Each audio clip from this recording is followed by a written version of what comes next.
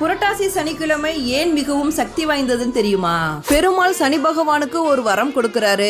யாரெல்லாம் சனிக்கிழமைகள்ல என்னை வழிபடுகிறார்களோ அவர்களுக்கெல்லாம் சனி பகவானால் ஏற்படக்கூடிய கஷ்டங்களிலிருந்து விடுபடுவார்கள் அப்படின்னு சொல்லிட்டு. புரட்டாசி மாதம் திருவோண நட்சத்திரத்துல தான் திருப்பதியில வெங்கடாஜலபதி அவதரிக்கிறாரு. அதனாலதான் புரட்டாசி மாதத்துல வர சனிக்கிழமைகள் மிகவும் சக்தி வாய்ந்ததா கருதப்படுது. புரட்டாசி சனிக்கிழமை விரதம் இருந்து பெருமாளை வணங்கினால் எல்லா விதமான கஷ்டங்களும் நீங்கி செல்வமும் மகிழ்ச்சியும் பெருகும் அப்படிங்கிறது ஐதீகம்.